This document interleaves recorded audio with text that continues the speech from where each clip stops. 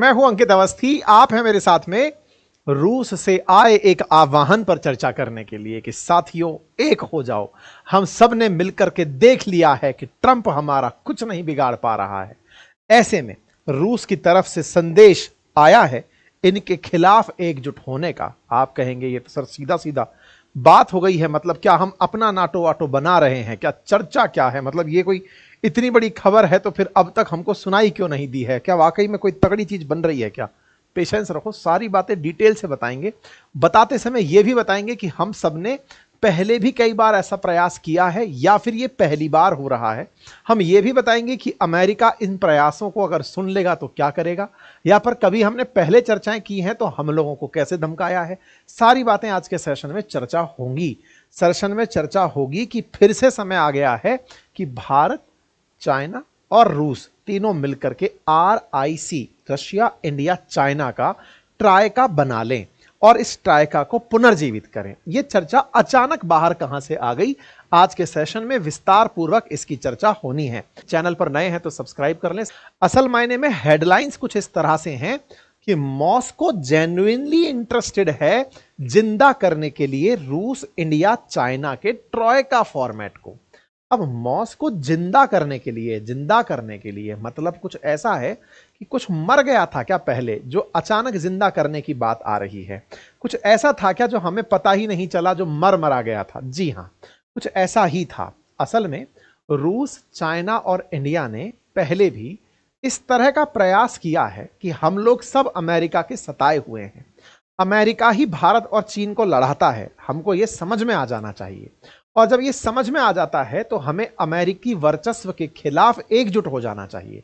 और इस एकजुट होकर के तीनों देश अगर एकजुट हो जाएंगे तो अमेरिका को बड़ा नुकसान पहुंचा सकते हैं। और इस बड़े नुकसान पहुंचाने को ही हम ट्राइका कहते हैं। ट्राइका असल में किसी घटना का नाम नहीं है। ट्राइका असल मायने में एक शब्द है जो कि यूज किया जाता है इस तिकड़ी के लिए, 3 घोड़ों की घोड़ा गाड़ी के लिए।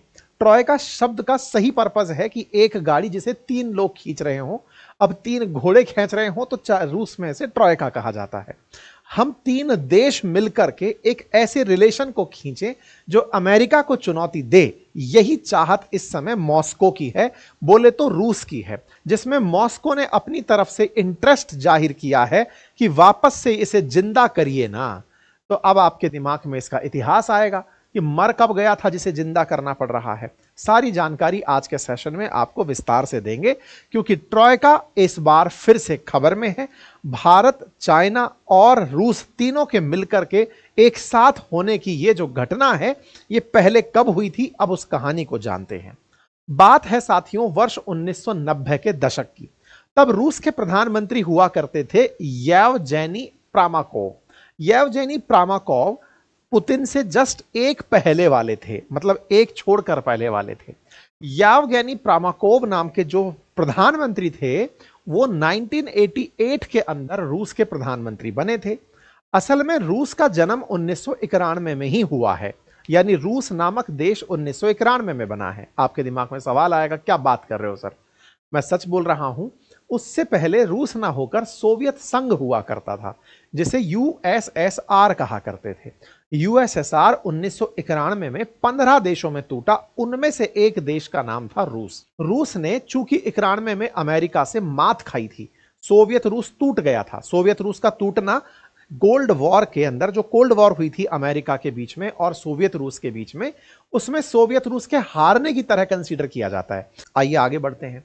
तो उस दौर में इन्होंने उस दर्द से गुजरते हुए कि चूंकि हम टूट तो गए हैं, अब चलो एक साथ एकजुट करने का प्रयास करते हैं अपने जैसे अमेरिका के डसे हुए देशों को। अमेरिका के डसे हुए देशों में नाम चीन का था और भारत का था। इनको एक करने के लिए रशिया जुट पड़ा और उसी समय पर इन प्रधानमंत्री द्वारा RIC का प्लान किया गया। ये जो प्रधानमंत्री हैं इनके जस्ट बाद में फिर सरगेई स्टेपशिन आए थे। वो 1999 के अंदर ही कुछ समय के लिए रहे और फिर 1999 ऑनवर्ड्स ही व्लादिमीर पुतिन प्रधानमंत्री बन गए थे रूस के। फिर इन्होंने पद नाम बदल के अपना राष्ट्रपति कर लिया, कार्यकाल को एक्सटेंड कर लिया, संविधान में परिवर्तन कर लिया, आज राष्ट्रपति हैं पुतिन। ठीक है, पहले ये प्रधानमंत्री हुआ करते थे। तो आप समझ सकते हैं कि रूस में प्रधानमंत्री का पद पावरफुल पद माना जाता था एक टाइम पर। इन प्रधानमंत्री महोदय ने भारत की भी यात्रा की थी। उस यात्रा में अटल जी के साथ में आप इन्हें 1998 में देख सकते हैं, जिसमें भारत के प्रधानमंत्री से मिलते हुए प्रामाकॉव जो है वो रूस, इंडिया, चाइना का एक फोरम बनाने का प्रस्ताव रखते हैं, जिसमें लाइन लिखी गई है, यूएस हेजीमोनी को काउंटर करने के लिए, अमेरिकी वर्चस्व को काउंटर करने के लिए हम कुछ ऐसा कर सकते हैं कि रूस, इंडिया, चाइना की एक तिकड़ी बना सकते हैं। तो क्या यह 1998 में ऐसा हुआ? बिल्कुल हुआ। तीनों देश एक सहमति से आए कि चलो हम मिलकर के अमेरिका के खिलाफ कोई गठबंधन बनाते हैं। लेकिन अमेरिका के खिलाफ गठबंधन बनाना आसान इसलिए नहीं है क्योंकि असल में व्यापार उसी से करना है, साथ में डॉलर उसी का चलना है। दुनिया का 60% से अधिक व्यापार डॉलर में होता है। ऐसे में उसके बिना चलना मुश्किल है। लेकिन हां, फिर भी हम समझे कि हमारा दुश्मन कौन है, इस बात को लेकर के सबके बीच में बैठक हुई। तीनों देशों ने अपने स्तर पर बातचीत की। क्या ये बैठकें बाद में भी चली? बिल्कुल चली। आप मनमोहन सिंह जी के टाइम पर भी ये तस्वीर देख सकते हैं। यह वर्ष 2006 की तस्वीर है, जब ये ट्रॉयका के तीनों लीडर्स, प्रधानमंत्री मनमोहन सिंह, उधर से व्लादिमीर पुतिन थे, और साथ में चाइना की तरफ से हु जिनताओ नाम के जो प्रधानमंत्री थे वो यहां पर दिखाई दे रहे हैं, यानी राष्ट्र अध्यक्ष दिखाई दे रहे हैं। ठीक है साहब, तीनों मिले। तो क्या ऐसा था कि 2006 में ही मिले? ऐसा नहीं है। 1998 के बाद में 20 बार अब तक तीनों देशों के राष्ट्र अध्यक्ष अलग अलग स्तर पर मिल चुके हैं। या तो प्राइम मिनिस्टर लेवल पर मिल चुके हैं, विदेश मंत्री स्तर पर मिल चुके हैं, फाइनेंस मिनिस्टर लेवल पर मिल चुके हैं। तीनों देशों ने आपस में बातचीत जारी रखी है। 1998 से आप 2025 में हैं, 27 साल का कालखंड बीत चुका है। ऐसे में 20 बार मिलना और 7 बार ना मिलना, यही तो सबसे बड़ा सवाल है।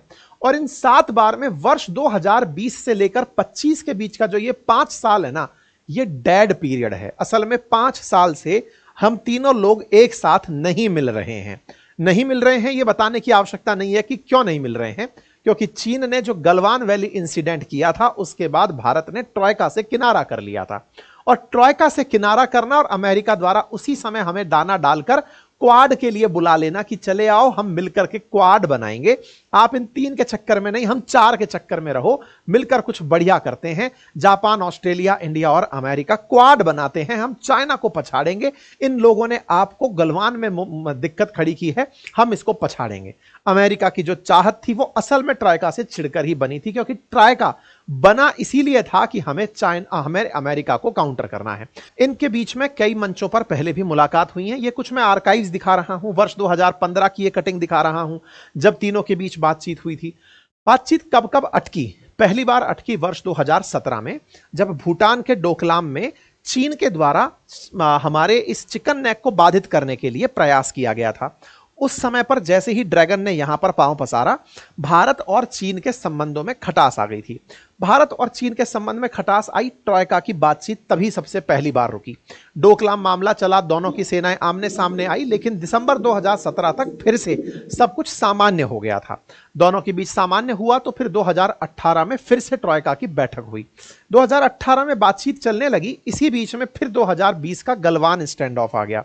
गलवान वैली में जो हालात हुए उसके चलते भारत में चीन के खिलाफ बायकॉट के नारे लगने लगे। अब इस बायकॉट के नारे को चीन ने कैसे लिया यह समझने की बात है। गलवान में जो घटना घटी, उस घटना के बाद में भारत में जो चीन विरोधी माहौल बना, बोले इस विरोधी माहौल को बनाने वाला असल में अमेरिका था। अमेरिका कैसे था? बोले अमेरिका के द्वारा मीडिया पर जबरदस्त कंट्रोल किया जाता है। अच्छा, यह बात सच भी है। रूस बैठा बैठा ये सब चीजें देख रहा था कि भारत जैसा इतना बड़ा बाजार, दुनिया की चौथी अर्थव्यवस्था बनने को तैयार, परचेजिंग पावर पैरिटी में दुनिया का तीसरा सबसे बड़ा देश, अब ये इस तरह से अगर संघर्षरत रहेगा तो सही नहीं है। इस समय रूस फिर से हमें एक तरह से बड़े भाई की तरह पाथ बियरर बनकर खड़ा है, साथ में खड़ा है और कह रहा है कि देखो भाई, फिर से एकजुट हो जाओ, जो आपने पहले प्रयास किए थे उनको वापस से शुरू करो, ट्रॉयका वापस से बनाते हैं, मिलकर के कुछ करते हैं।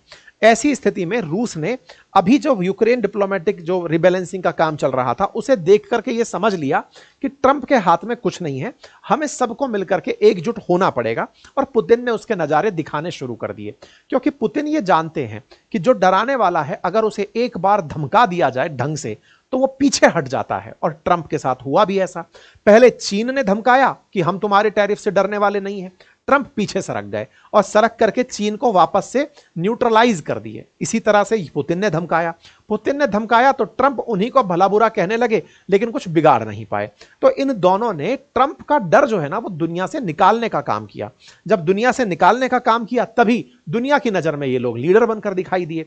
और हम जैसे जो देश हैं, जो दुनिया में बड़ी इकोनॉमी होते हुए भी, रूस से बड़ी इकोनॉमी होकर के भी हमें लीडरशिप किसी और की अब चाहिए हो रही है, तो रूस ने हमें समझाया है कि भाई सुनो, तीनों लोग मिलते हैं और इसके लफड़े में मत फंसो, वापस से मिलते हैं, ट्रेड के लिए कुछ ना कुछ विकल्प निकाल ही लेंगे, तीनों एक साथ रहेंगे, एकजुट रहेंगे, तो फिर कोई हमारी लड़ाई का फायदा नहीं उठाएगा। बिल्कुल वैसे ही है कि अगर भारत और चीन वाकई में कभी विचार करके देखिए, अगर ये दोनों देश एक हो जाते हैं, हालांकि ये दोनों बहुत ही मुश्किल से संभव होगा क्योंकि फिर तो दुनिया की तमाम ताकतें जुट जाएंगी इन दोनों को संघर्ष कराने के लिए, लेकिन अगर एक बार ये दोनों देश एक हो जाते हैं तो ये बेचारे समुंदर ढूंढ ढूंढ करके, बांग्लादेश बंगाल की खाड़ी में डुबकी लगा लेगा तो पाकिस्तान अरब सागर में डुबकी लगा लेगा, और अमेरिका तो पैसिफिक ओशन की तरफ झांकेगा तक नहीं कि देखना ही नहीं है ये लोग तो गलत काम कर दिए हैं। मतलब इस तरह की स्थितियां बन जाएंगी। मतलब भारत और चीन का झगड़ना दुनिया में बहुत से देशों के हित में है। इसी बीच में एक न्यूज इस समय पर ट्रेंड कर रही है और खबर यह है, फेक खबर है हालांकि ये, कि रूस ने पाकिस्तान के साथ डील कर ली है। ऐसी न्यूज को स्पुतनिक ने ही अपनी तरफ से फैक्ट चेक करके कहा है कि ये फर्जी खबर है। तो आपके पास भी अगर ये खबर आई हो तो इससे प्रभावित आप ना हो, ये एडिशनल है। बाकी आप इस विषय पर क्या सोचते हैं, अपनी राय कमेंट बॉक्स में जरूर बताएं। क्या वाकई में भारत को चीन के साथ सोचना चाहिए कि हम इसके साथ आगे बढ़ें, और अमेरिका का जो राग फैला हुआ है क्योंकि वो सगा किसी का नहीं है, ऐसे में क्या ट्रॉयका का भविष्य है? क्या तीनों देशों को मिलकर के वाकई में एकजुट होना चाहिए? क्या भारत को अपनी डिप्लोमेसी पर विचार करने की आवश्यकता है? तमाम बातें आप विचार करके कमेंट बॉक्स में अवश्य लिखिएगा सेशन पूरा होने के बाद में। और अपनी राय जो आप लिखते हैं, ऐसा नहीं है कि मैं उसे नहीं पढ़ता हूं, लेकिन उन सब पर मैं रिएक्ट नहीं कर पाता हूं, लेकिन आपके राय को लोग बहुत पढ़ते हैं। जो आप लिखते हो ना, बहुत सी एजेंसीज आकर के आपकी चीजों को पढ़कर जाती हैं, तो अपनी राय को खुलकर रखें। फिलहाल के लिए इतना ही। चैनल पर नए हैं तो सब्सक्राइब कर लें, साथियों से अवश्य साझा करें। Thank you so much.